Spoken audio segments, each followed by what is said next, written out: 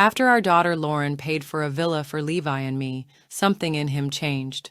The man who had been steady and gentle for decades suddenly became irritable, critical, then out of nowhere, asked for a divorce. The truth?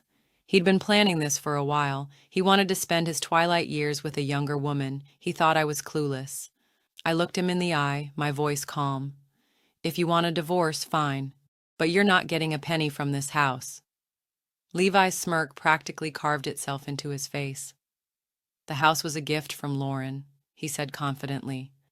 It's a symbol of love, protected by law. Why shouldn't I get a share? So he'd done his homework, talked to a lawyer, made sure he had legal grounds to fight for it. Well then, if he wanted to play that game, so be it. I didn't need to be polite anymore. What he didn't know was I had my own plan, a secret that would ruin him if I chose to use it. Back when I first sensed something was off, I was in the kitchen making dinner. Levi was sprawled across the couch, casually flipping the deed in his hands like it was a lottery ticket. He turned to me with a smug little smile. You probably didn't realize it, but if I hadn't nudged Lauren about the real estate market dipping, she never would have bought this place so soon. He chuckled, shaking his head. But you wouldn't understand that stuff. You're always too busy with pots and pans. I kept chopping carrots, saying nothing. What he didn't know was Lauren had come to me weeks before buying the house.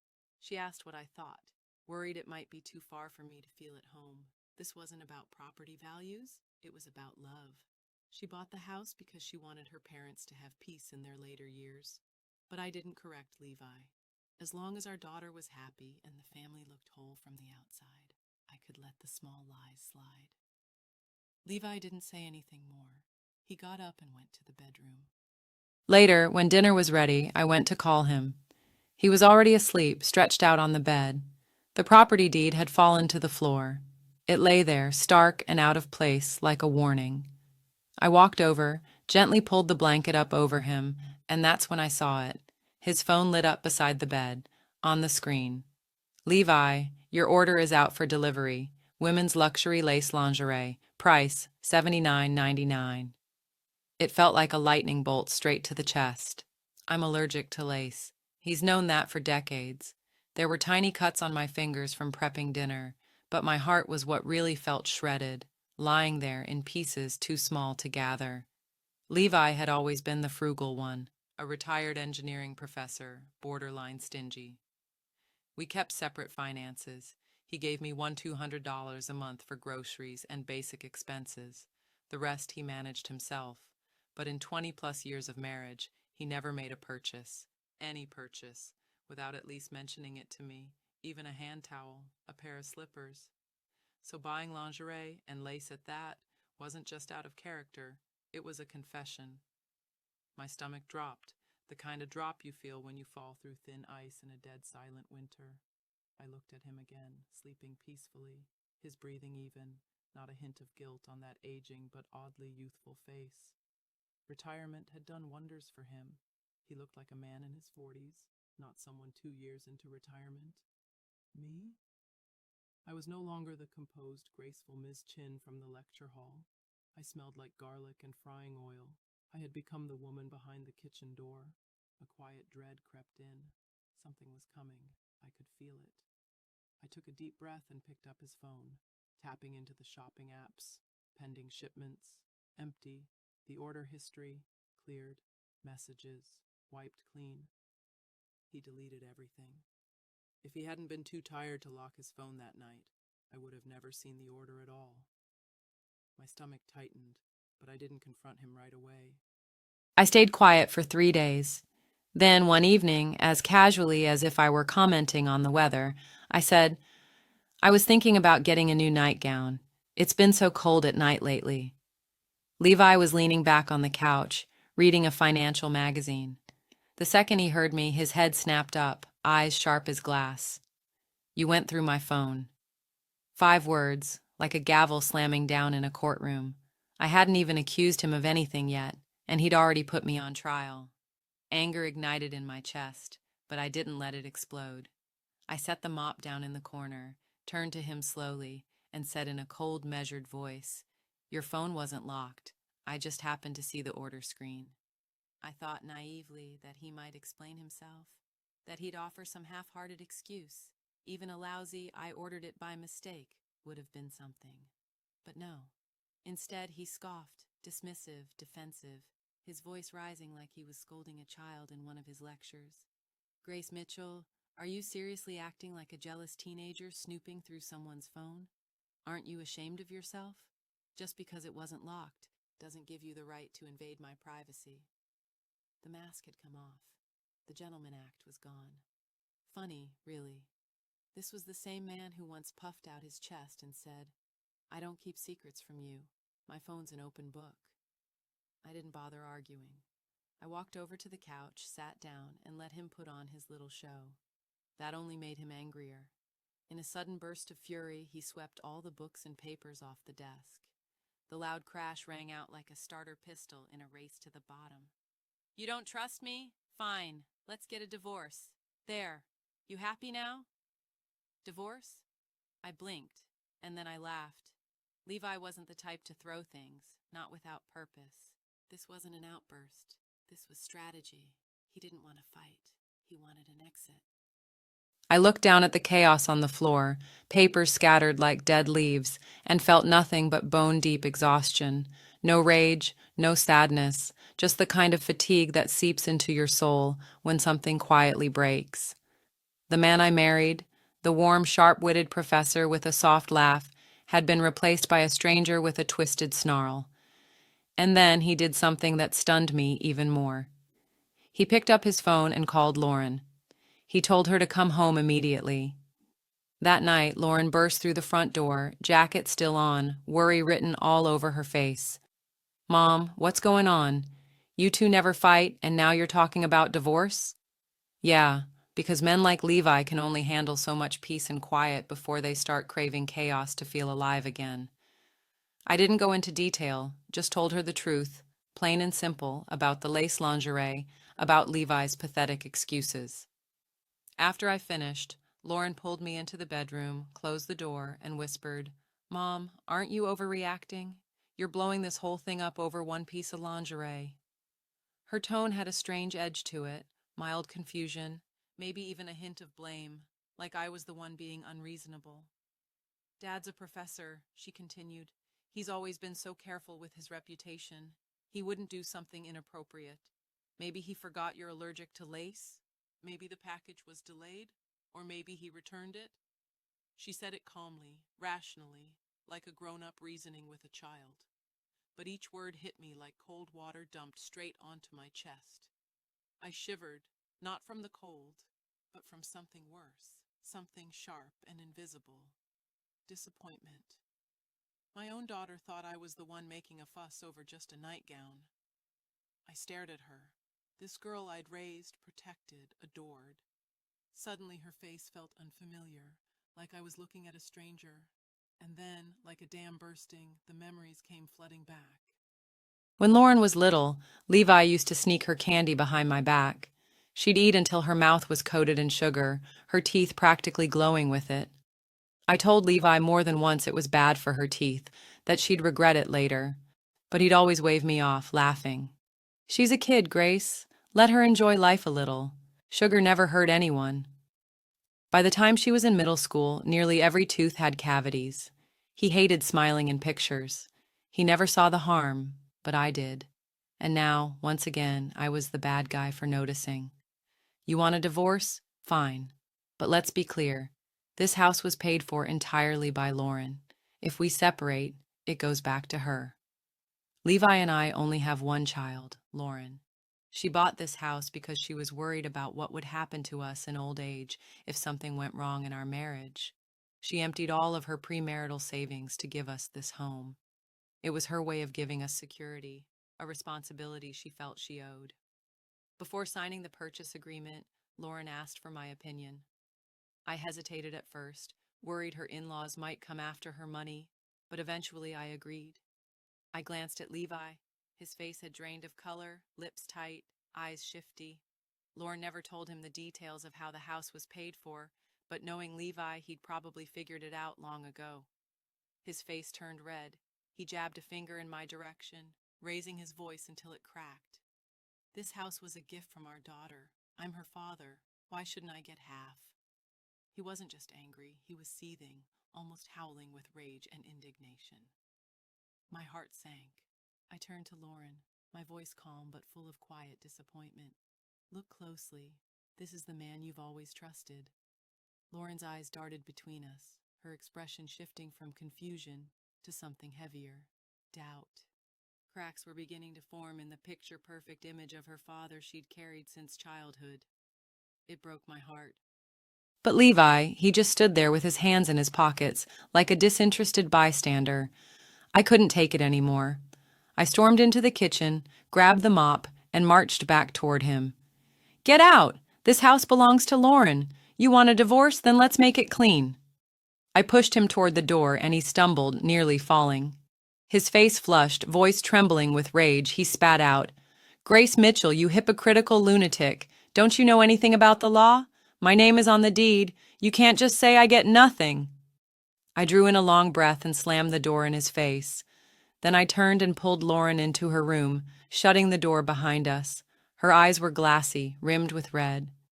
I stared into them, searching for the right words. And then I told her the truth. "Your father, he betrayed this family. I found proof. He's having an affair. I've already spoken to a lawyer. Infidelity doesn't change much. At best, he leaves with nothing, but the house you bought." Before I could finish, Lauren's head jerked up. Her voice trembled, her face wet with tears. "Mom, the house is under both your names. If you divorce, doesn't that mean it gets split 50-50? I nodded slowly. "Exactly. That's why he's been picking fights. He's been planning this." Lauren wiped her face and clenched her jaw, then grabbed her phone and dialed. "Vanessa Lee," she muttered.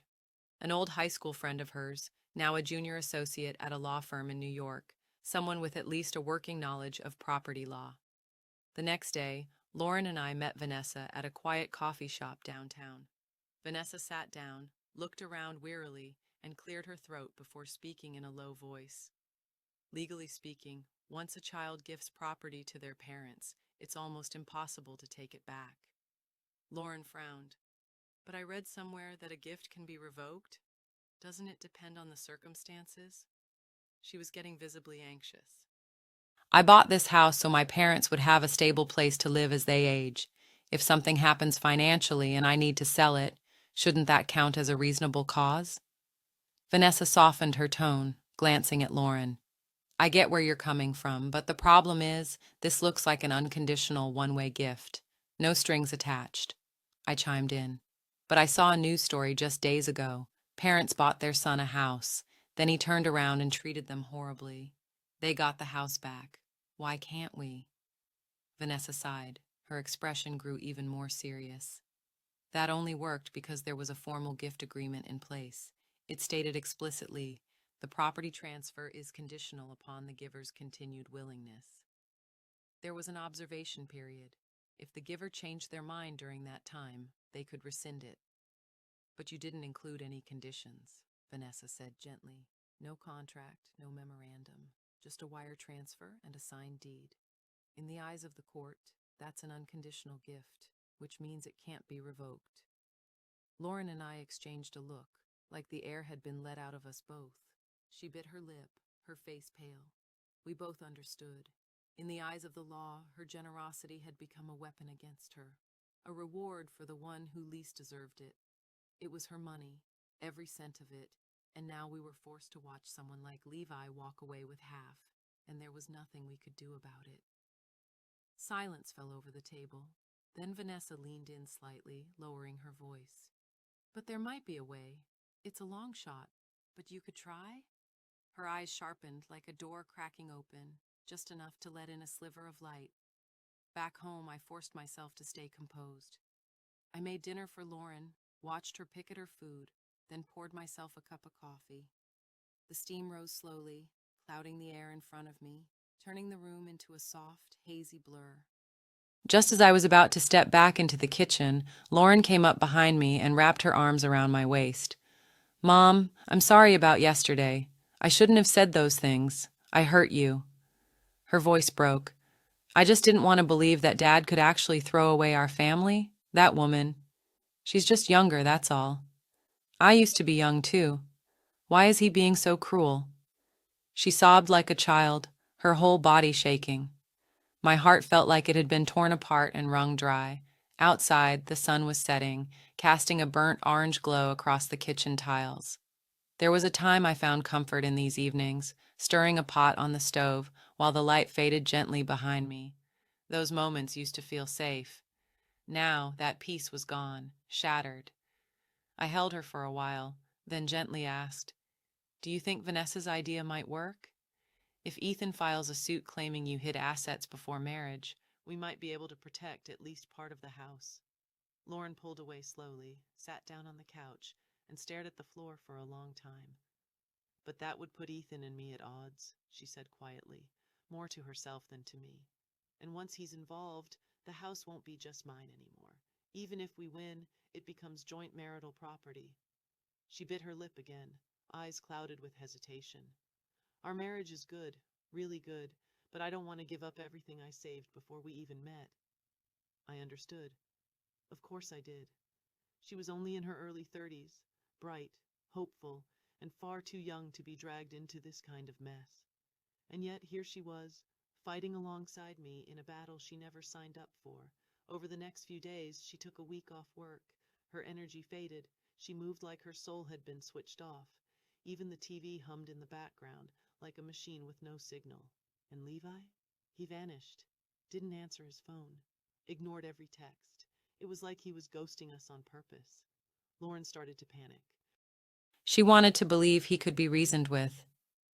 She sent him a message, hoping something, anything inside him still resembled a father. He replied with a single icy sentence: "Even if your mom and I divorce, you'll always be my daughter."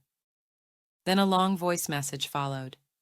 He droned on about how miserable he'd been, how this marriage had suffocated him, how he'd been holding back for years. I couldn't help but laugh. Holding back from what? I never touched his paycheck, never asked where he went, never stopped him from going out, from networking, from teaching after retirement. Not once. Everyone said he married a saint. And now he had the audacity to call it repression?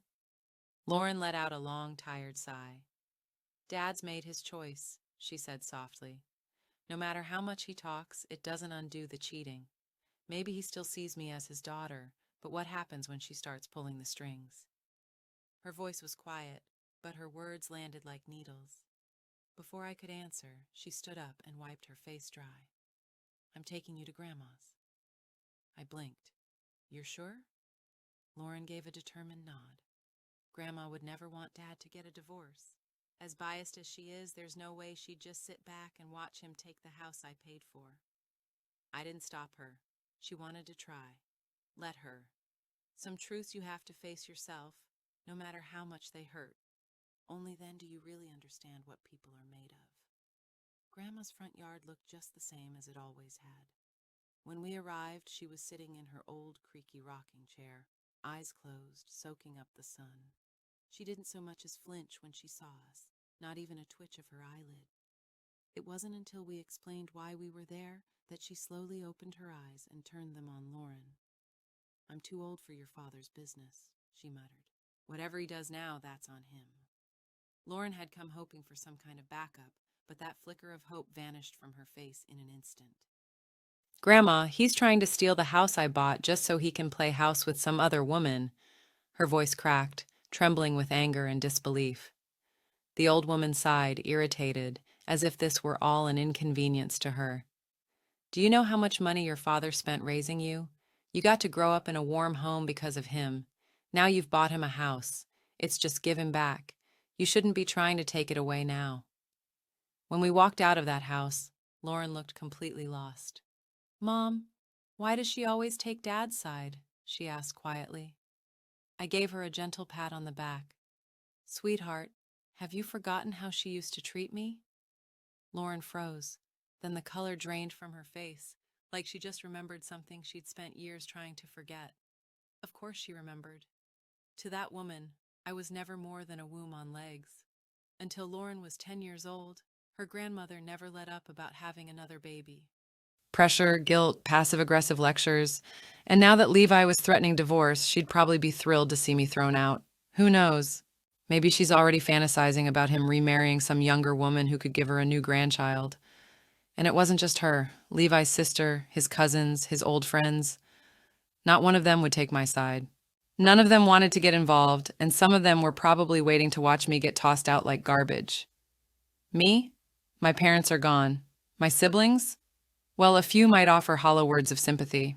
One or two might tell me to try and be the bigger person, but that's it. They wouldn't do anything else. This quiet cruelty, this apathy that lies beneath the surface of blood ties, is something Lauren hasn't yet learned to recognize.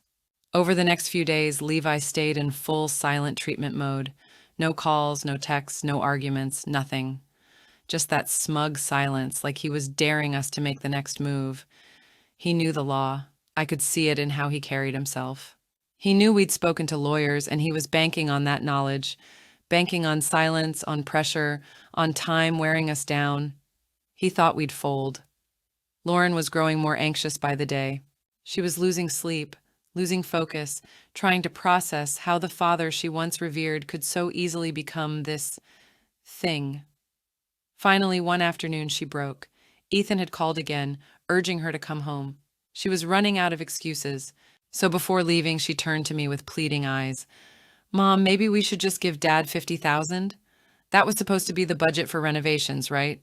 Maybe if we offer him that, we can convince him to sign the house over to you? My heart twisted. My daughter still believed she could negotiate, still hadn't fully grasped how greedy, how calculated her father had become. I'm sorry, Mom, she whispered, eyes red and full of shame. I know you have the proof he cheated. You could walk away clean. But I paid for that house. I can't stand the thought of it going to some stranger. This is all I've got. For someone as decent and trusting as her, even suggesting a financial solution was pushing her emotional limit. I told her to go back to work, to rest her mind. I'd take it from here. That night, I lay in the bed Levi and I once shared, staring at the ceiling until dawn. I didn't tell Lauren the truth. Her plan? Useless. 50 grand wouldn't move him, wouldn't even make him blink. The next morning, I got dressed with care. Gray blue dress, subtle perfume, light makeup. Today, I wasn't going to argue. I was going to play my final card, and I knew exactly where to play it, at Rachel's office. Rachel is 40, 15 years younger than Levi. After college, she stayed on as a lecturer at Newberry State University, teaching courses in cultural communication and social linguistics. Over the past few years, she frequently stopped by our house under the pretense of visiting former professors. Just a few days before Levi filed for divorce, she even sent me a text saying she wanted to check in on how the two of us were doing.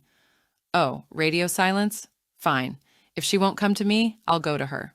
I reached out to a few former students who still taught at the university and got my hands on Rachel's class schedule for the semester. The next afternoon, I stood outside the main academic building, waiting.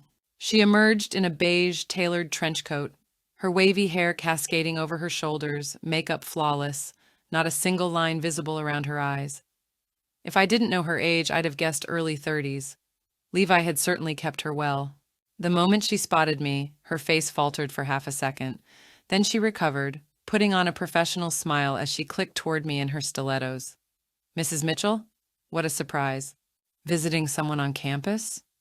She reached out, clearly intending to shake my hand, nails polished a blinding red. I stepped back, didn't hide the disgust on my face.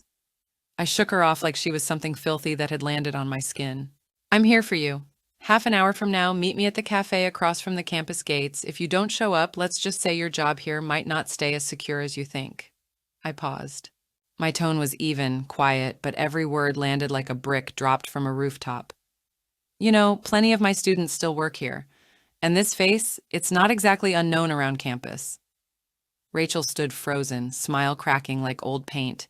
For a moment, she didn't say a word. Then she forced a laugh, tight, bitter. Of course, Mrs. Mitchell. 30 minutes later, she showed up right on time.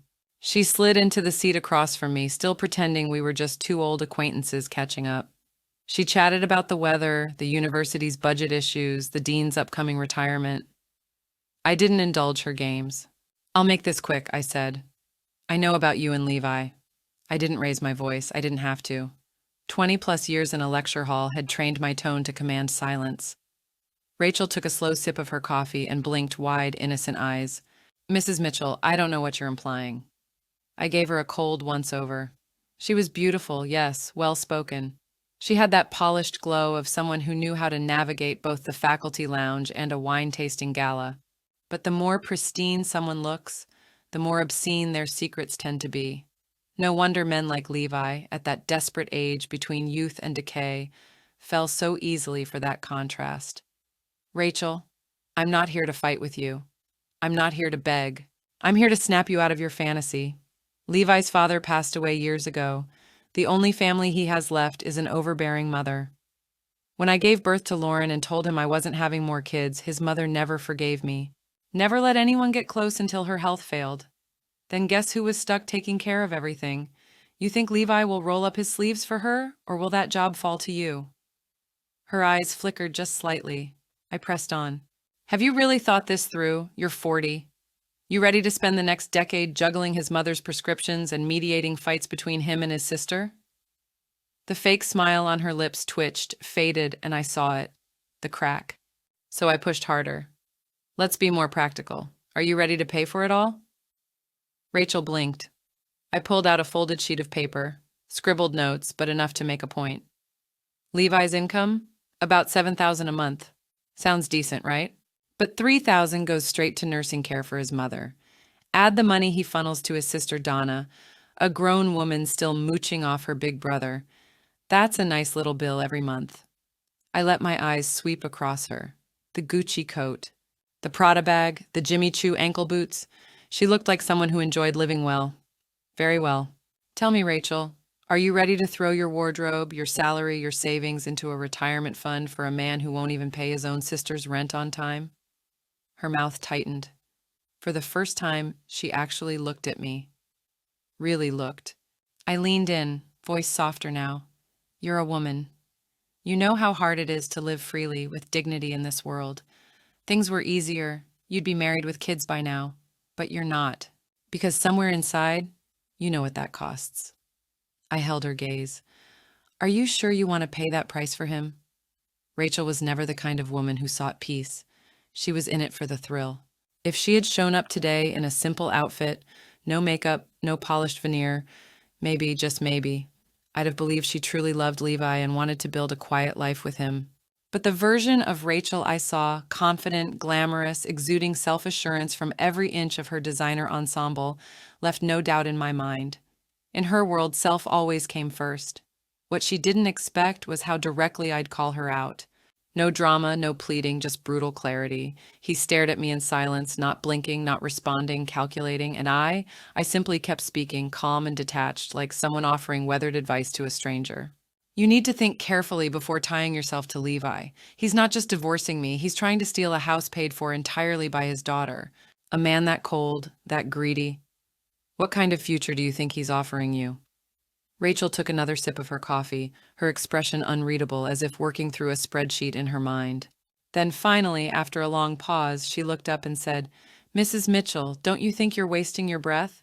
There's really nothing between Levi and me. I heard what she was really saying. I believe you, I replied slowly. I believe that even if there was something between you two, there won't be again. Because if there is, you'll find out exactly what a mother is capable of when her child is being wronged.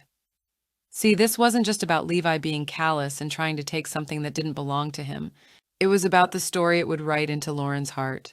If a man could betray his own daughter, twist the law in his favor, and run off into the sunset with another woman, what would that teach her about justice, about loyalty, about the price of kindness?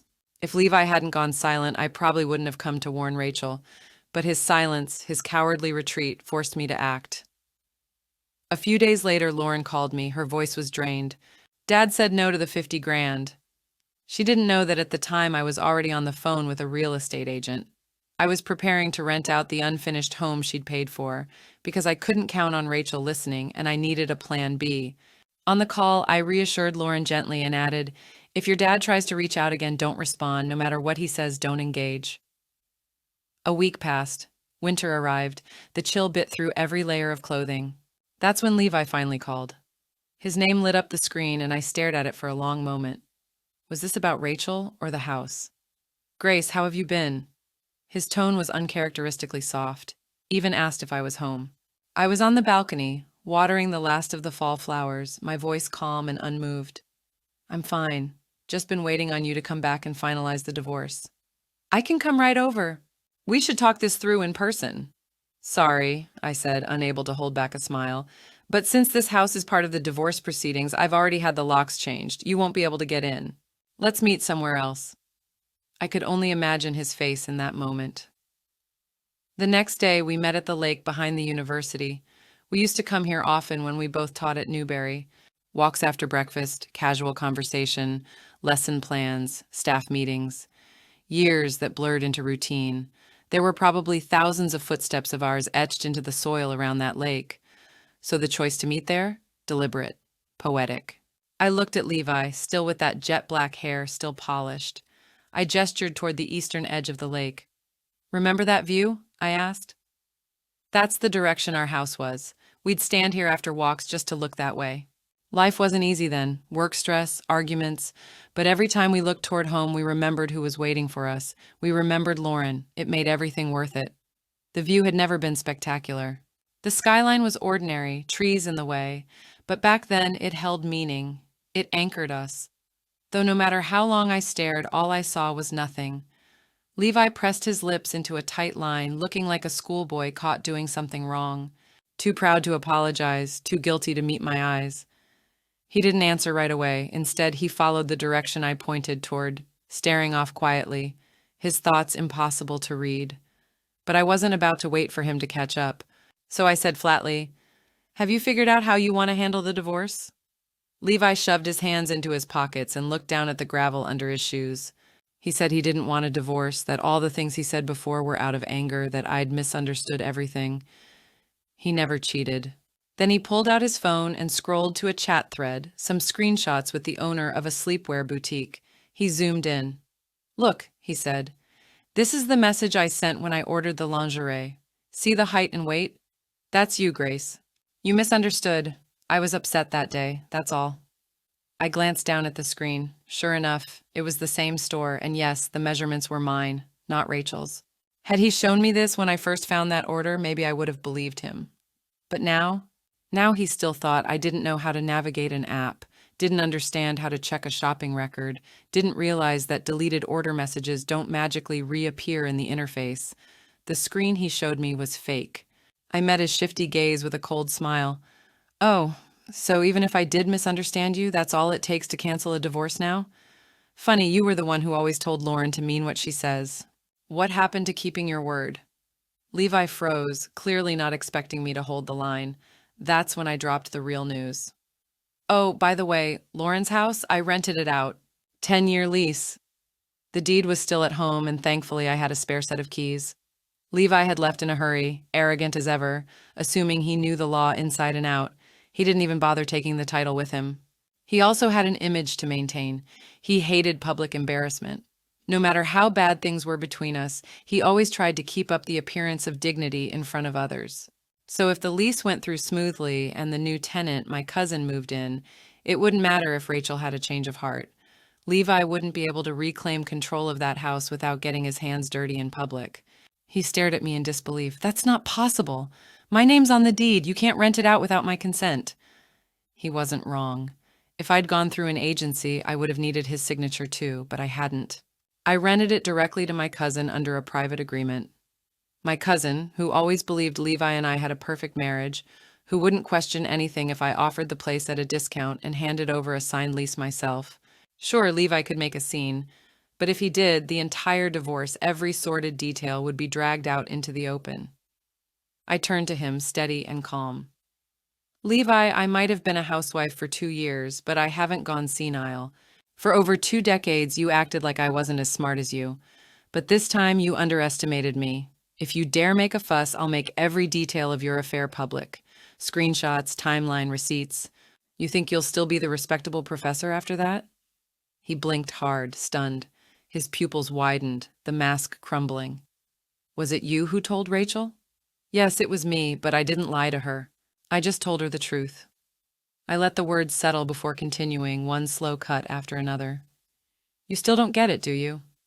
You lost because you're arrogant. You thought you could fake a tantrum, bluff your way through a divorce, and walk off hand in hand with Rachel. You thought your legal knowledge gave you the upper hand, so you left the deed at home and gave me just enough time to lock you out. You thought I'd believe whatever explanation you tossed my way, because in your mind, I've always been a little slower than you. But worst of all, you actually thought a woman like Rachel, beautiful, successful, wanted to spend the rest of her life scraping by with a man clinging to retirement benefits and a nursing bill. Every word hit its mark. The swagger, the arrogance gone. Now that Rachel had left, his backup plan had fallen apart, and without her, he didn't dare test me. Not anymore. As soon as I got back to my brother James's house, my phone rang. Lauren again. Mom, Dad just sent me a bunch of texts. He's apologizing nonstop. What happened? Come to your uncle's place tonight, I said. I'll explain everything. Then after I hung up, James sat down on the sofa beside me, his tone low and measured. Grace, if Levi's admitting fault now, maybe just let it go. He's a man. You know how they are. They screw up sometimes. If he's willing to come home, isn't that enough? I appreciated him opening his home to me these past few weeks, truly I did. But I couldn't pretend to agree with him. Levi had made it very clear that he was ready to burn every bridge. I wasn't about to let him walk away unscathed just because he changed his mind. I looked at James, calm but firm. You've seen how I treated Levi's mother all these years, haven't you? Every winter when her arthritis flared up and she couldn't cook, it was me hauling food to her house, washing her laundry, scrubbing her floors, over and over without complaint. And in the end, she turned her back on Lauren, claimed she was too old to get involved, didn't lift a finger to stop her son from tearing his own family apart.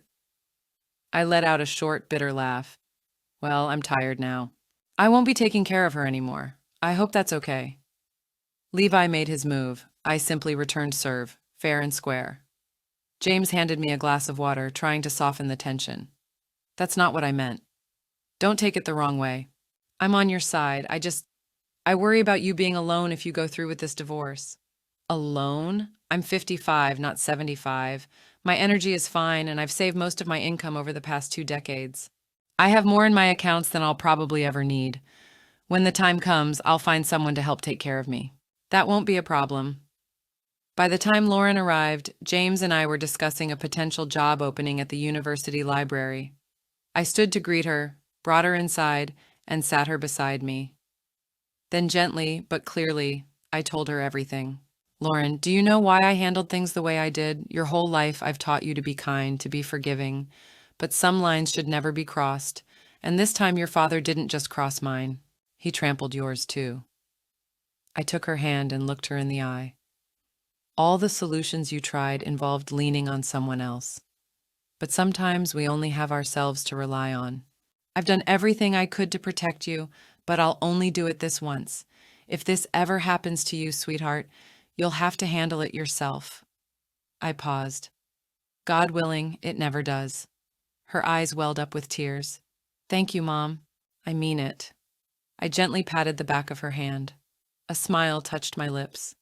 But in my chest, uncertainty stirred. What did she really think of me now? Would she see me as too harsh? Would she think I should have forgiven Levi now that he was sorry? Some wounds, once carved, never truly fade. I couldn't say whether she'd ever forgive her father, but as for me, I had no regrets. I'd done right by this family, by my daughter, by the mother-in-law who never appreciated me. And most importantly, by myself. I was at peace. James glanced between us, then quietly excused himself, leaving Lauren and me alone in the living room. She sniffled and wiped at her nose. Mom, what are you going to do next? I smiled and handed her the envelope of rent I'd collected from my cousin. I think I'm going to apply for the librarian job at the university. I've always loved books. It feels like a good fit. And your father? If he wants to drag his feet on the divorce, let him. I'm not waiting, but make no mistake, this marriage is over. By the time winter settled in fully, I had landed the librarian job. Suited me. Quiet, organized, surrounded by books and my own thoughts. No one demanding dinner. No one calling me in the middle of the night because their knee hurt or they forgot their medication. Meanwhile, Levi started showing up. He'd come by the library sometimes daily, sometimes more than once a day.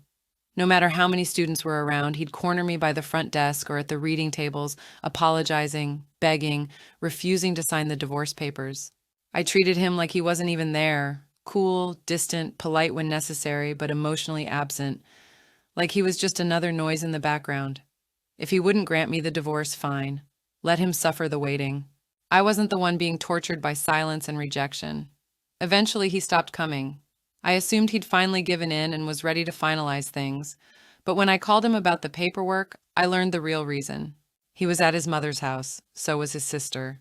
Winter had locked in, and his mother, who could hardly move in the cold, was now his full-time responsibility.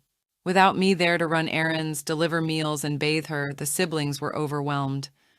His sister snatched the phone mid-call. Her voice was like glass on metal, shrill and grating. "Grace, how can you be so heartless? My mom's over 80. You can't even come visit once." I smiled into the receiver. "Levi and I are getting divorced," I said coolly. "Why would I be the one taking care of her?" My hands were still red from cooking, but my heart had gone numb. This wasn't guilt. This was clarity. There was yelling in the background, Levi and his sister arguing over the phone. Somewhere in the chaos, a frail voice broke through, nasal and trembling. "Grace, Grace, I haven't seen you in so long." It was Levi's mother. I'd heard enough. I hung up. Then I texted Levi and told him to meet me the next day to finalize the divorce. When the paperwork was done, I felt like I could breathe for the first time in years. To his credit, Levi didn't contest anything. No fight over the house, he knew better. I moved back in, changed the locks, installed a security door.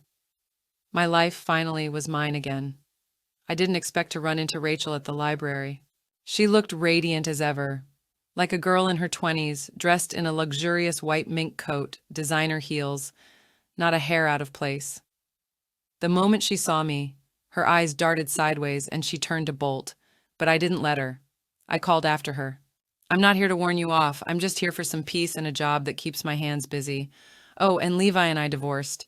You're free to have him if that's what you want. Just don't get too comfortable. My daughter's house won't be part of your love story." Rachel froze. She turned slowly, clearly caught off guard, and gave a small, sheepish smile. "Mrs. Mitchell, I'm sorry. There was never anything between me and Levi, and there never will be. Really, I mean that." Her eyes shimmered with something fragile, maybe shame, maybe regret. I didn't respond, just kept organizing the shelf in front of me.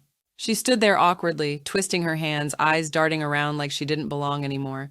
Then, with another hushed, "I'm sorry," she turned and walked toward the exit, the white coat wrapped tight around her, pristine and delicate, almost glowing under the warm lights of the library.